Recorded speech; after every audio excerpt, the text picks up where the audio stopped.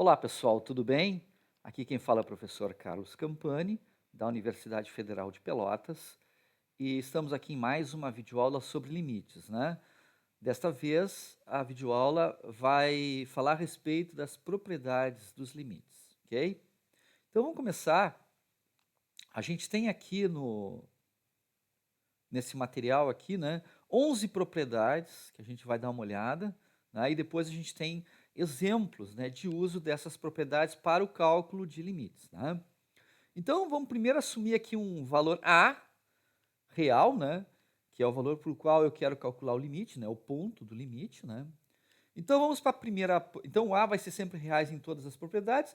Vamos então para a primeira propriedade, né, vamos assumir aí um M e um N, dois números reais, né, que são os coeficientes de uma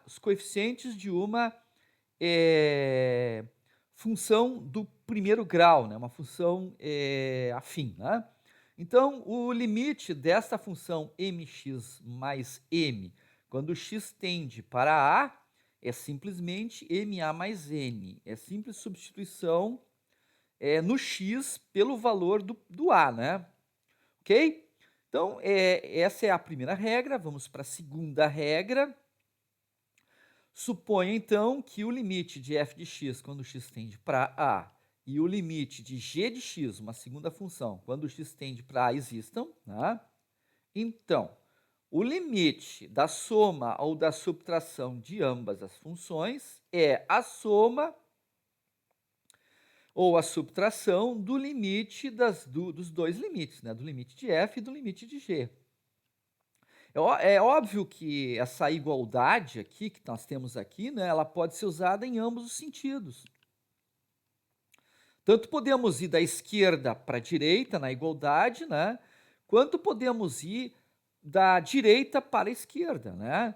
Então, tanto podemos pegar a soma ou a subtração de dois limites e separar, no cálculo de dois limites separados, ou a partir de dois limites separados, que estão sendo somados ou subtraídos, juntar num limite só, né. Então, sempre em todas as propriedades, a igualdade tem esse sentido, né, duplo sentido, né, é uma via de mão dupla. Terceira propriedade, então eu tenho um C, um número real, e eu tenho o limite de C vezes f de x quando x tende para A. Né? Isso é igual a C vezes o limite de f de x quando x tende para A. Então observem que o C, uma constante em relação ao x, observem, o C tem que ser constante, uma constante real, em relação ao x. Você não pode variar em relação ao x. Se isso acontece, você pode sair para fora do limite, né? Como o anterior, eu posso usar nos dois sentidos. Eu tanto posso tirar o c para fora do limite, ficar multiplicando lá na frente do limite, quando posso pegar lá na frente do limite e colocar para dentro do limite, né? Nos dois sentidos, a gente pode usar essa igualdade, dessa propriedade, nos dois sentidos. Mas a observação é importante, né? Que acaba aparecendo é que o c, ele pode ser uma variável, ele pode ser uma expressão contendo variáveis, desde que ele não varie em relação ao x, ele tem que ser constante em relação ao x. Então o c poderia ser uma função, por exemplo, em z, desde que o x e o z não variassem um junto com o outro, que eles fossem independentes, né? Então que essa outra função em z para o x fosse constante, né?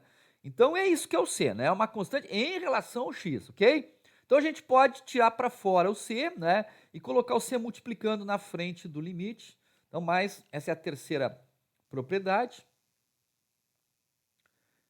A quarta propriedade, então, é semelhante à da soma e subtração, só que é para o produto, né? Então, o limite do produto de duas funções é o produto dos limites de cada uma das duas funções, né? É fácil de entender. Obviamente, desde que os limites de f e de g existam, né? Se o limite, então, de f de x e o limite de g existem e o limite de g de x, quando x tende para a, é diferente de zero, então o limite da fração das duas funções f e g é a fração dos dois limites, né? O limite da f dividido pelo limite da g, ok? Atenção, desde que, evidentemente, o denominador não pode ser zero, né? Desde que o limite, então, do denominador não tenda para zero, ok? Bom, só uma observação, né? Isso não significa que num limite em que o limite do denominador tende para zero, o limite não exista. É importante dizer que essas propriedades, tá? O fato de eu não poder aplicar uma propriedade não significa que o limite não existe. Significa simplesmente que eu não posso aplicar a propriedade. Ponto. Eu tenho que aplicar alguma outra coisa, né? Por exemplo, um artifício que a gente vai ver, né? Algum tipo de artifício, enfim, para calcular esse limite, tá? Então, deixar bem claro, se a função, se a regra, né? Se as condições da regra não são satisfeitas, não significa que o limite não existe. Significa simplesmente que eu não posso calcular esse limite usando esta propriedade, né? Ok? Tem que ter cuidado com isso. Vamos então para a sexta propriedade, né? Seja então um n pertencente a R, importante que o n seja maior que zero, porque o n vai ser o expoente, né, de uma potenciação. Então, o limite de f de x elevado a n, quando x tende para a, é o mesmo que o limite de de f de x quando x tende para a elevado a n. Quer dizer que tanto a potência pode ficar dentro do limite ou sair para fora do limite, ok? Sétima propriedade, se a outra foi potência, agora é raiz, né? Bom, a raiz, então, seja K pertencente a Z, conjunto dos inteiros, né? E o K vai ser, então, o índice das raízes. Nós temos dois casos. O primeiro caso é se o limite de f de x, tá? Ele é maior que zero. Se o limite de f de x é maior que zero, então o limite, o operador limite, ele pode entrar para dentro da raiz késima, né? De índice K, késima, índice K, ok? É óbvio que como essa igualdade aqui pode ser usada em ambos sentidos, o limite pode entrar e sair, né? A gente usa ao gosto do freguês a propriedade. Então essa é a propriedade A. Garantido que a função, o limite de f de x quando x tende para A seja maior que zero, tá? Então eu posso, irrestritamente, para qualquer K, para qualquer índice K, eu posso colocar, então, o operador limite para dentro da raiz késima. O B é diferente. Tá? Agora sim, é o contrário, né? É o complemento, né? Se lá era maior que zero, aqui é menor ou igual a zero. Neste caso, se o limite de f de x resulta em um valor menor ou igual a zero, né? Com k maior que zero, né? E ímpar, o k tem que ser ímpar.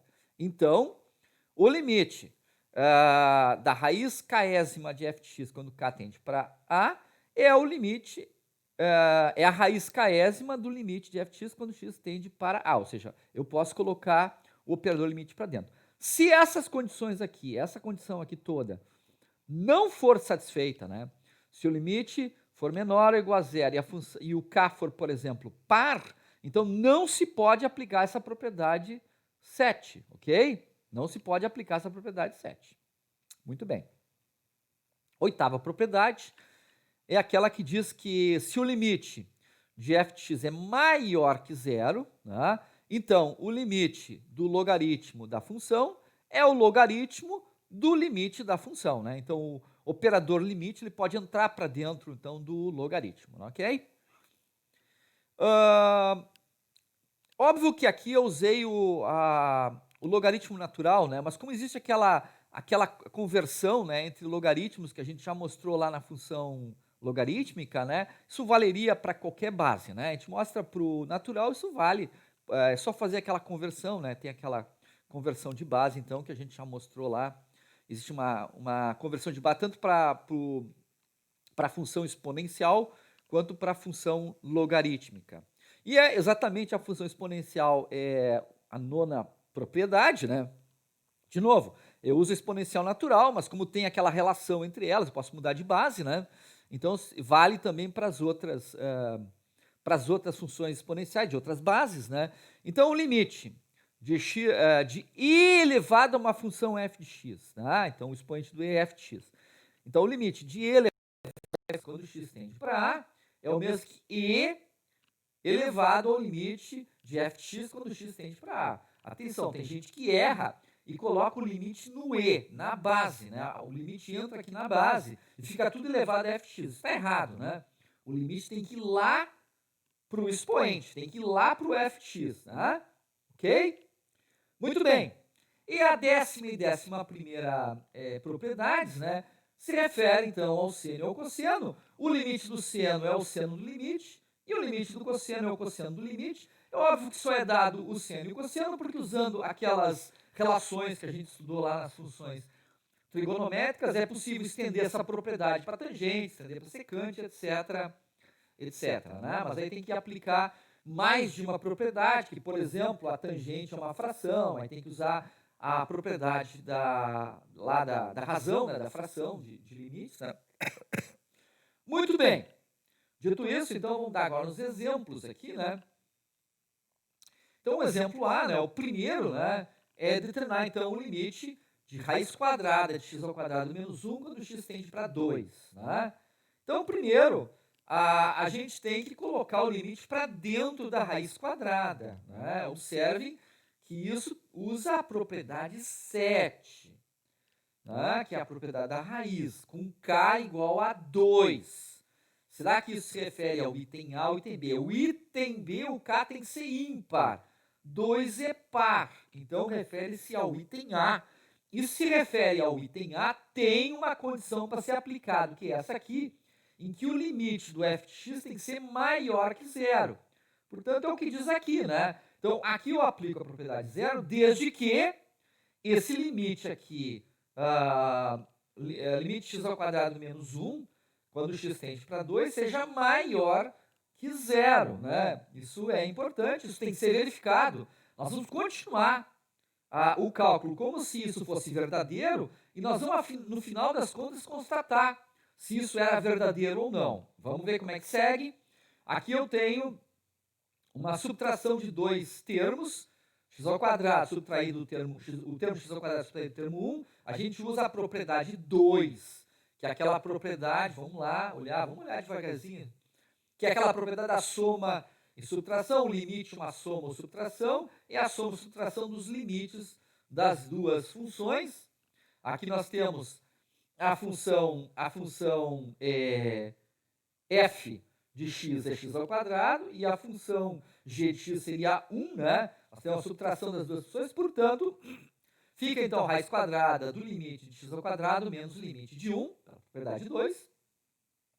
Aqui nós temos limite de x ao quadrado pela propriedade, vamos ver qual é que é a propriedade, propriedade 6, tá? Então, quando a gente tem o limite de uma função elevado a um expoente n maior que zero, a gente pode colocar o expoente para fora e o limite para dentro do expoente, que é o que eu fiz aqui, ó, o limite entra para dentro do x, né? Observem os parênteses, né? A diferença que tem aqui nos parênteses, né? Então fica a raiz quadrada do limite de x quando x tende para 2 elevado ao quadrado menos o limite de 1, da constante 1, quando x tende para 2. Isso é a propriedade 6, então, que a gente acabou de citar. E aqui nós temos limites triviais. Quais são os limites triviais? Primeiro, esse parênteses aqui, né? O limite é um limite trivial, porque o limite de x quando x tende para 2 é obviamente 2, né? Se o x está se aproximando de 2, o limite é 2, né? E aqui, o segundo termo aqui, o limite de uma constante é a própria constante, né? Ela não muda em relação ao x, né? Então o limite de 1, quando x tende para 2, é o mesmo, é uma constante. Então fica a raiz quadrada de 2 ao quadrado menos 1, que é calculado aí da raiz quadrada de 3. E essa, então, é a resposta final desse limite. São esses limites aí, desse quinto passo do exemplo, são limites, então, ditos triviais. Próximo exemplo é o exemplo B, né, em que nós temos o limite da fração x mais 2 dividido por raiz quadrada de 2x mais 1, né, quando x tende para 1. Então, vamos lá. Então, esse limite aqui, né, o que nós temos aqui? Nós temos que aplicar, a propriedade da fração, né, que é aquela propriedade 5, mas ela tem um limite, ela tem uma condição. Essa propriedade dos limites tem uma condição, né? Então eu aplico, né? Então eu faço o limite faço o limite aqui do numerador dividido pelo limite do denominador, né, pela propriedade 5, só que lá tem uma condição, que o limite do denominador tem que ser diferente de zero, ok? Então nós temos que garantir que esse limite aqui seja diferente de zero. A gente vai continuar o cálculo como se isso fosse verdadeiro e depois, mais adiante, a gente vai comprovar isso, né? Aqui, na verdade, eu acabei esquecendo de fazer esse fechamento, né? Porque esse limite aqui, ó, tinha que ser maior que zero, ele deu 3, né? Então ele é maior que zero. Então o passo 2 podia ser feito, no caso A, eu esqueci de falar isso, né? Então eu poderia ter feito o passo 2, portanto esse cálculo aí está tudo certo. Aqui nós vamos ter que garantir, então, agora isso aqui, né? Que esse limite aqui seja diferente de zero. Isso nós vamos ter que garantir à frente. Muito bem. Agora, o que eu tenho que fazer? Eu tenho no denominador um limite de uma raiz quadrada, aplica aquela propriedade 7, só que quando o índice da raiz é par, esse caso é par, porque raiz quadrada o índice é 2, né?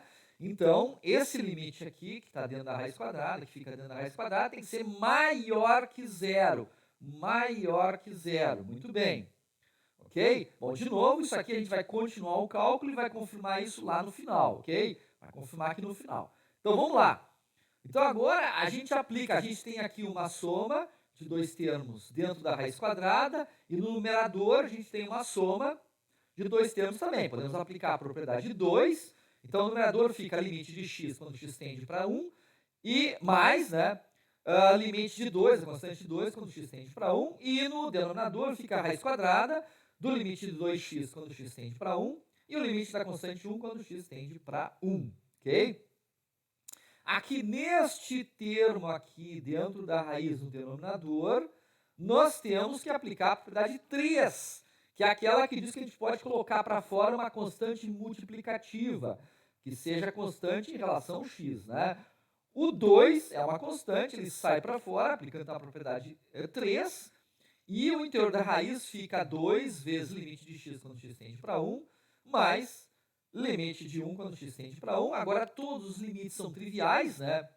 Esse aqui tende para 1, esse tende para 2, esse tende para 1, fica 2 multiplicando, e esse tende para 1. Então, fica isso aqui, fica 1 mais 2 dividido por raiz quadrada de 2 vezes 1 mais 1, que dá 3 sobre raiz de 3, e racionalizando, fica a raiz de 3.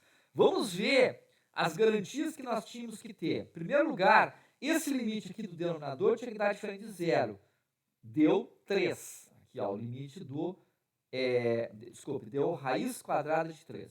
Desculpa, é todo o denominador, né? Raiz quadrada de 3. Essa raiz quadrada, então, do denominador tinha que dar diferente de zero. Deu, raiz quadrada de 3 é diferente de zero. E depois, aqui no passo 3, dizia que o interior da raiz, que é o limite do 2x mais 1, tem que dar maior que zero. E deu 3, né? 3 é maior que zero. Então eu podia ter feito os passos 2 e 3, e esse resultado está correto. O resultado, esse limite realmente é raiz quadrada de 3. Vamos para o exemplo C, o terceiro, né? Limite de e elevado a x menos 2. Observe que o menos 2 também está lá no expoente, né? Subtraindo do x, quando x tende para 2. Muito bem. Aqui nós temos a propriedade 9, que é aquela propriedade que diz que o limite entra para dentro da exponencial. Ele vai lá para o numerador, desculpe, para o expoente, no numerador não. O expoente, né, da exponencial, né, natural. Então fica e elevado ao limite de x menos 2 quando x tende para 2. Aqui nós temos aquela propriedade 2 da soma e subtração. Fica isso aqui. E aqui agora nós temos limites, então, triviais, né? Os limites triviais, então, aqui fica 2, né? Limite x quando x tende a 2 é 2. Aqui também fica 2, fica e elevado a 2 menos 2, e na zero. E tem aquela propriedade que a gente viu da função exponencial, né? Que qualquer exponencial elevado a zero dá 1. E esse, então, é o limite, esse é o cálculo, então, final, né? A solução, então, daquele problema de limite ali, né? Vamos, então, para o exemplo D. É limite de x dividido por raiz quadrada de 2x mais 3, quando x tende para menos 3 meios, ok? Então, esse limite aqui, né? Primeiro, a gente tem que aplicar a regra da divisão, né? Aquela regra da razão, né? A propriedade 5, né? Então, aplica os limites então, do numerador e do denominador, só que ela tem uma condição. Ela tem uma condição que tem que ser respeitada, que é essa condição aqui, né? O limite de raiz quadrada de 2x mais 3, quando x tende para menos 3 sobre 2, tem que ser diferente de zero. Vamos parar aqui para verificar se isso é verdadeiro. Então, vamos ver o limite, então, esse limite aqui, né? Esse limite aqui, então, a gente aplica a propriedade 7, em que o limite entra para dentro da raiz quadrada, né? E fica aplicado sobre 2x mais 3. Essa propriedade 7, para ser aplicada, também tem uma condição, né? Que, então, o limite de 2x mais 3 seja maior que zero. Tem que ser maior que zero, né? E aí, então, agora, aplicando aqui a propriedade 1, se lembram? É a propriedade daquela mx mais n, né? Quando eu tenho uma função afim. Né? Uma função do primeiro grau, eu posso fazer a substituição do x pelo menos 3 dividido por 2. Substituo, fica 2 vezes menos 3 sobre 2 mais 3, que dá zero. Dá zero. E, portanto, tanto o passo 2 aqui, tá? Foi violado, porque para aplicar a propriedade 7, o limite tem que dar maior que zero, não pode dar zero, quanto lá, o passo 2 também seria, se fosse o resultado fosse zero, né, seria violado também, porque eu teria zero no denominador, então, da fração. Portanto, esse limite não pode ser calculado, né? Isso não significa necessariamente que o limite não exista. Significa apenas que ele não pode ser calculado por essas propriedades que a gente tem, tá? Teria que usar uma outra técnica, um artifício, né? Mas, na verdade, o caso aqui é que esse limite realmente não existe, né? Esse limite não existe, não há nenhuma outra técnica, nenhuma propriedade. A gente vai mostrar por que ele não existe, coisas desse tipo, a gente vai mostrar, né? E também vamos mostrar os artifícios, né? Para calcular limites quando a técnica, então, dessas propriedades aí falha, né? Não pode ser aplicado. Então, nós vamos ver tudo isso na sequência, então, das videoaulas, ok? Muito bem. Então, visto esses exemplos aí, né, bem legais, vamos ver, então, a propriedade da substituição direta, né? O que diz a propriedade da substituição direta? Diz que se f for uma função polinomial ou racional, atenção, só serve para a função polinomial ou racional, nenhuma outra. E A é o valor em que eu me aproxime, que o x se aproxima, né? É o ponto onde eu quero calcular o limite. E se A estiver no domínio da f, então eu posso simplesmente calcular o limite de f de x quando x se aproxima de A como sendo o valor da função em A. Isso primeiro, se a função for uma função polinomial ou racional, se A estiver no domínio da função. Observe, então, no caso de uma função polinomial, como o domínio da função polinomial são os reais, eu posso aplicar a propriedade de substituição direta irrestritamente, né? Não tem problema nenhum. Uso sempre a propriedade de substituição direta. Isso facilita bastante, né? Sem precisar aplicar aquele monte de propriedades, né? Se é uma função polinomial com muitos termos e tal, né? A outra questão é quando a função é racional. Nessa, eu só posso se o A tiver no domínio, né? A gente sabe que a função racional, tá? O domínio dela é reais, excluindo-se os valores que anulam o denominador. Então, eu posso aplicar a propriedade da substituição direta numa função racional para qualquer A que não anule o denominador, então, da fração, da razão, ok? Então, essa propriedade, então, é bem interessante, ela facilita bastante. Vamos ver aqui alguns exemplos. Então, primeiro exemplo, queremos calcular, então, o limite de x ao cubo menos 3x mais 2, quando x se aproxima de menos 1, né? Então, é uma função polinomial, o domínio é R, né? Logo, eu posso aplicar a substituição direta, esse limite é simplesmente a substituição, né? O x substituído por menos 1, portanto, menos 1 ao cubo. O x substituído por menos 1, portanto, menos 3 vezes menos 1, mais 2. Tá? Se calcular aqui direitinho, isso aí vai dar 4, ok? Bem, vamos para o segundo exemplo. É a função racional, f de x igual a x dividido por x menos 1, né? E nós queremos determinar o limite de f de x quando x se aproxima de 3. O domínio da função, nesse caso, né, obviamente, a gente sabe calcular, é reais excluindo-se o número 1, né? Porque o número 1 anula o denominador. Como x igual a 3 pertence ao domínio da função, o número 3 pertence, né? Então, a gente pode usar a substituição direta, né? Então, o limite de f de x quando x se aproxima de 3 é f de 3, que é só substituir aqui na função x por 3, 3 dividido por 3 menos 1 dá 3 meios, tá? 3 sobre 2. Vamos para o terceiro e último exemplo. F de x é igual a 2x mais 3 dividido por x ao quadrado menos 1. E nós queremos calcular o limite de f de x quando x se aproxima de 1. Observem, tá, que o domínio dessa função aqui, tá, o domínio dessa função aqui é reais, excluindo-se o 1 e o menos 1. Tá? Ora, como x igual a 1 não pertence ao domínio da função, porque é um dos valores que anula o denominador, nós não podemos aplicar, então, a propriedade da substituição direta. Tá? Não podemos aplicar a propriedade da substituição direta. Temos que aplicar algum artifício. Ou o limite não existe, tá? Ou então nós temos que aplicar um artifício, alguma outra coisa que nós vamos ver na sequência. Né? Ok, pessoal? Então, aqui exemplos então, de uso dessa propriedade da substituição direta, lembrando que ela só vale para a função polinomial e para a função racional. O teorema do confronto ou o teorema do sanduíche, tá?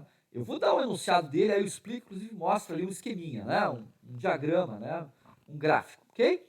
Então vamos imaginar três funções, f, h e g, de formas que h de x é maior ou igual a f de x e menor ou igual a g de x, né? A gente chama de teorema do sanduíche, que aí é como se fosse um sanduíche, né? Que nós temos salame ali no meio, queijo, né, no meio, e o pão em cima e o pão embaixo, né? Então, o pão em cima e o pão embaixo, a f e a g, né? Nós temos as duas funções em cima e embaixo, e no meio está a h, tá? Só que isso aí, atenção, vamos seguir na definição para entender direitinho. Então, se a h de x, então, está nesse intervalo de valores entre o valor da f e o valor da g de x, tá? Para todo x, num intervalinho aberto, contendo a, só precisa, a função h tem que estar ensanduichada, né? Ela tem que estar no meio da f e da g, só nesse intervalinho aberto em torno do a. Esse intervalinho aberto que contém o a. Exceto pelo próprio a, quer dizer, no a, em todo intervalo em volta do a, a função tem que estar ali, tem que satisfazer essa condição que está aqui, né? Exceto o próprio a, o próprio a pode estar fora, né? Então o a pode estar fora do sanduíche, vamos dizer assim, né? Mas o intervalinho em torno do a tem que estar ali satisfazendo, então, essa propriedade aqui, né? Então, se h de x é maior ou igual que f de x e menor ou igual que g de x para o intervalo, para todo x no intervalo aberto contendo a, exceto possivelmente pelo próprio a, e se o limite de f de x quando x tende para a é igual a L, e isso é o mesmo valor do limite da g de x quando x tende para a, ou seja, as duas funções, a que está em cima e a que está embaixo, né, a g e a f, tendem para o mesmo limite para x tendendo para a, então o limite da h, que é a que está no meio, né, a que está ensanduichada, né, o limite da h de x, quando o x tende para a, também é o mesmo L. Né? Essa aqui é a grande jogada. Aqui tem um gráfico que mostra, né, para o caso do a igual a zero, né? A igual a zero. Aqui nós temos até as... Então, o ponto que eu quero calcular o limite é aqui, ó. Limite para a igual a zero. Nós temos aqui em cor vermelha a função f, que é o pão de baixo do sanduíche, né? Tá fazendo aqui uma piadinha, né? O pão de baixo é o vermelho. A função verde é a g, que é o pão de cima, né? E a função em preto é a h, é aquela que eu quero calcular o limite, né? Quer dizer que, na verdade, eu construo, isso eu tenho que fazer, né? Eu construo essa condição aqui, né? Quer dizer, me dão uma h, eu construo a f e a g, mostro que a h está entre as duas, né? Calculo os limites das duas da mesma coisa, então eu posso concluir pelo teorema do confronto que o limite da h também é L, né? Eu tenho que construir isso, né? E aqui eu construí, então, para essa função aqui em preto, que seria a minha h, é a que está no meio, eu tenho aqui a g, né, que é a que está em cima, é a que é a maior, e embaixo a f, que está em vermelho. A f está em vermelho, correto? Muito bem. Tá? Então, isso considerando aqui um intervalinho em torno do número x igual a zero. Tá? Para x igual a zero, esse intervalinho aqui, né, em torno desse intervalinho, né, O x igual a zero, o número zero, não precisa estar ensanduichado. O valor dele poderia ser diferente, que tem algum tipo de descontinuidade. Por quê? Porque limite, não pode esquecer disso, né? O limite é vizinhança, é o entorno, é a vizinhança, são os arredores do número, nunca o número em si. Eu nunca chego no número, né? Então é a vizinhança, o entorno. Então, para esse intervalinho aqui, realmente está ensanduichado, né?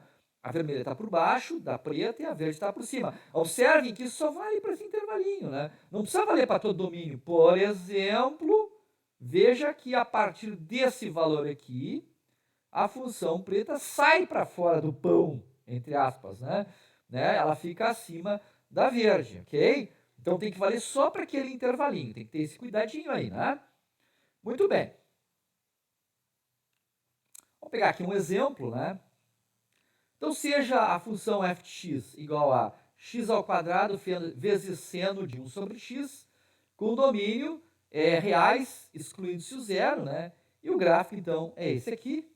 A observação aqui que a gente não conseguiria, né? A observação aqui que a gente não conseguiria usar as propriedades que a gente acabou de ver. Por quê? Porque ao longo da aplicação das propriedades, nós vamos aplicar aqui a propriedade do produto, aí teria que calcular o limite do seno, o limite ia entrar para dentro, e aí finalmente, tá?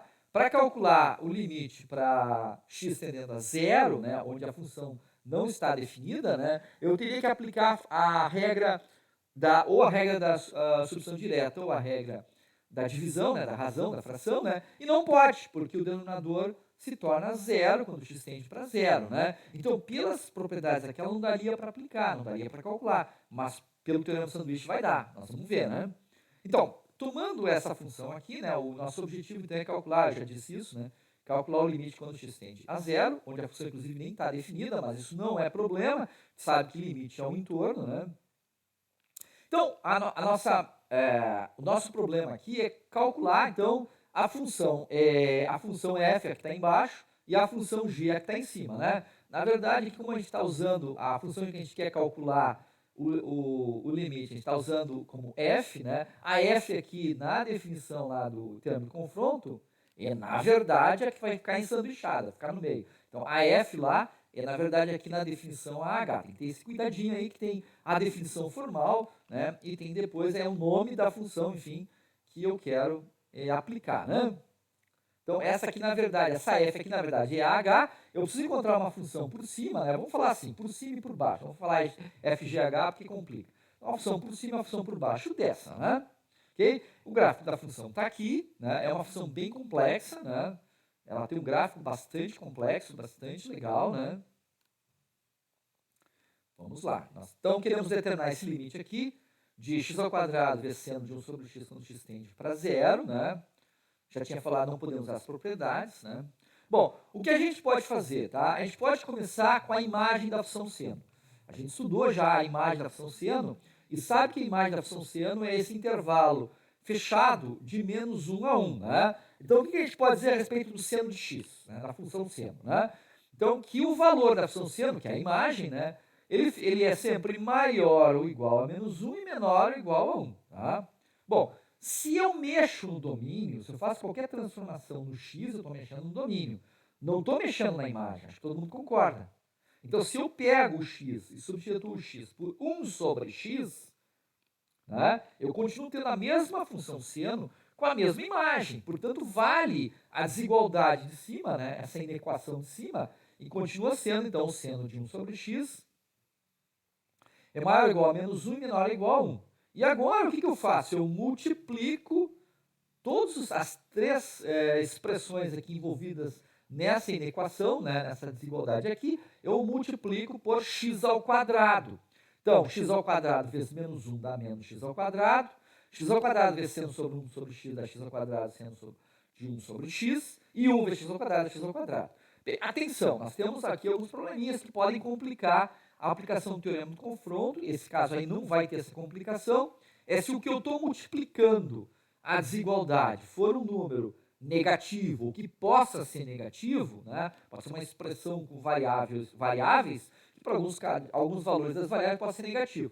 Então, a desigualdade ela mudaria de lado. O menor ou igual ficaria maior ou igual, tá? Por que não é o caso aqui? Por que a desigualdade se manteve? Porque eu multipliquei por x ao quadrado. X ao quadrado, tá? É uma potência cujo expoente é par. X ao quadrado sempre é, portanto, positivo. Sendo positivo, não muda, né, a direção, então, das desigualdades e permanece.